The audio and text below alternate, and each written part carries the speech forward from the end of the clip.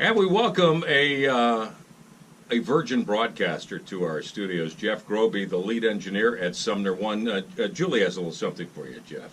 Don't be nervous. Don't be rocky. You're our special guest disc jockey. Well, thank you very much. How's that sound? That sounds great. Does that take the sting out of it? Takes a little bit of the sting Loosen out. you up a little bit. Eye of the tiger. You Absolutely. got this one, Survivor. Yeah. All right, thanks for coming in, Jeff. Yeah, thanks. Thank you for having me. Okay, bye-bye. Okay. It's the world's shortest segment. So SumnerOne, let's just sum it up. SumnerOne, tell us a little bit about it, because our listeners, it's kind of brand new to them, and we always like to kind of revisit what you guys do. Sure, it's a company that's been in the local area for 60 plus years. Mm-hmm. Traditionally, it's been an office supply, multifunction, printer, copier sales, and we've recently expanded into IT managed services. So we will go in and sell multifunction machines, printers, copiers, but we'll also manage networks, computers, servers, the whole nine yards. So we're pretty much a one-stop shop for technology. I know people are going to get tired of me saying this, but the fact is, every time somebody says a copier, I remember watching some crime show where the copier, it remembers everything. Yes, that's actually the truth. Really? Yeah. Yes, many copiers store on the hard drive every document that's copied on. Yeah. Dun, So, dun, dun. right, so you're thinking, here's my resignation letter. I don't know if I'm going to turn it in, but and then so the boss, at the end of the week sees how many people are resigning. Oh, no kidding. Anyway, all right. So today we got you in, and again, we welcome you, St. Louis. If you'd like to call in and talk to Jeff about anything technical with your computer, he is the guy. 314-969 KTRS. That's 314-969 5877 and 1-888-550 KTRS, or from your cell, star KTRS. So let's talk about internet scams. That's one of the things I think that we can help our audience with, and it is pretty rampant. Yeah, it's a huge problem. There's a couple really big ones that I wanted to bring up. Sure. One of the most disturbing ones is the Microsoft support one. You usually get a call or an email from somebody that says they've detected something on your computer. Sure. Now, why? Just out of curiosity, why would somebody get a call? I mean, Right. Why would you believe somebody calling you?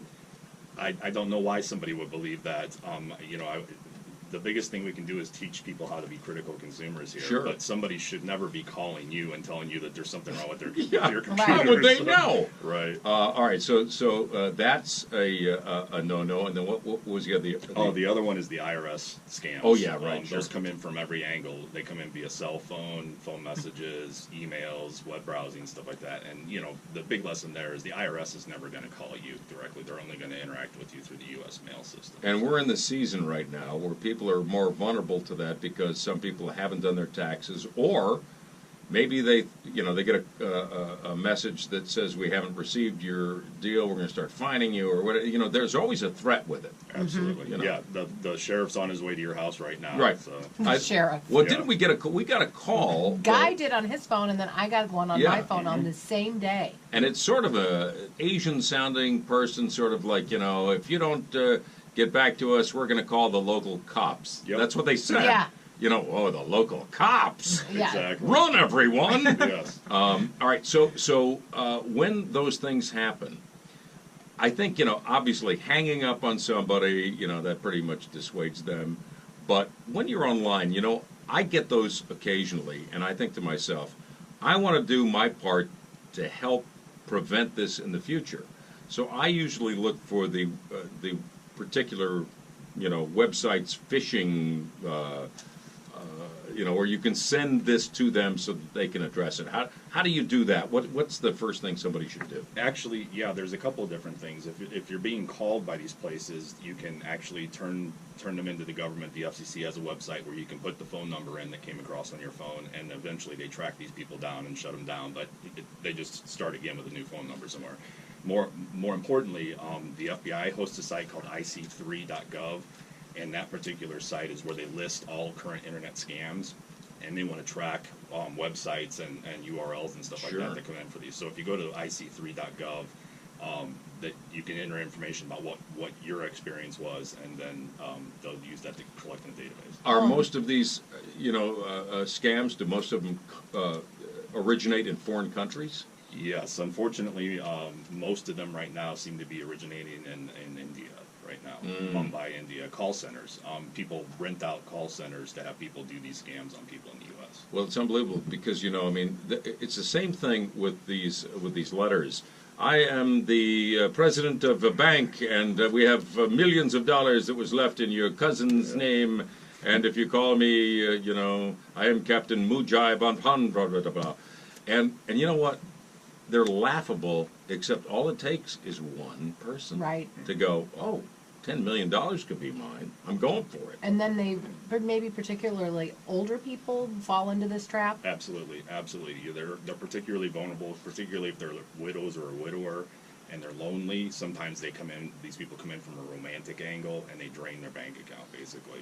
And just lead them along. What protections can you offer somebody like that? I mean, is it just, having somebody in the family check all the time? Absolutely.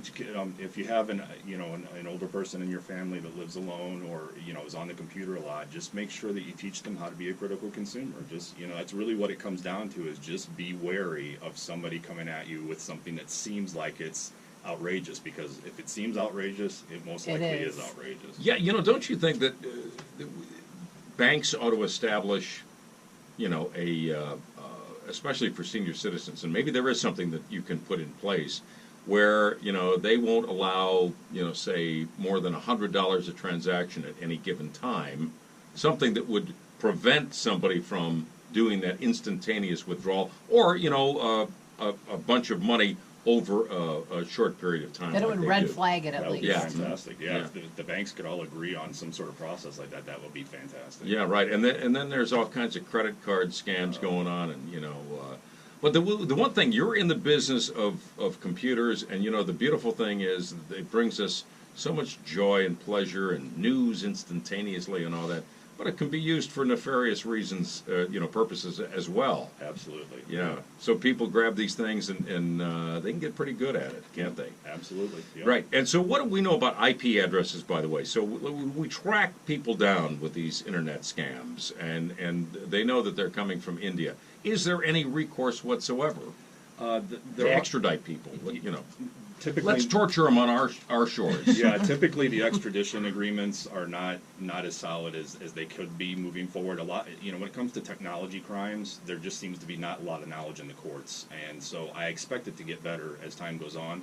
But right now, the reason they are offshore is that they typically are immune to because it's new. Right. All of this is so new, and so many police departments, even at even the federal government, the FBI, CIA, stuff like that, they don't have the advanced technology to track down some of these things. They're adopting it and becoming expert with it over time, but it's just new. And there's so much of it. Yep. It's like, it's I'd like be a boat exhausted. with a hole in it. Oh, yeah. I mean, Yep.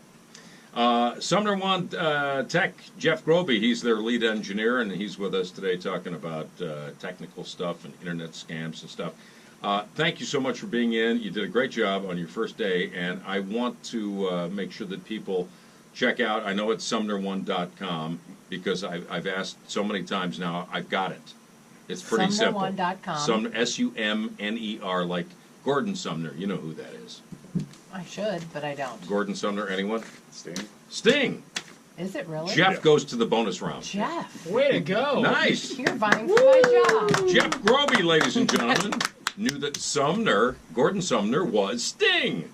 Really? Yes, that's right. All right. So, Jeff, thanks for being in, and we look forward to seeing you or one of the guys next week. Absolutely. Thank on you very our much. Tech Talk here Thanks. with Guy Phillips and Julie Black. Thank you so much. All right, 4:32. We're driving home with the Golden Oak Lending Traffic Center's Tim Weiland. Here's another look at your rush. All right, Guy, they're still working with the accident. Good job. Am I in that or not? Yeah. Okay. Okay.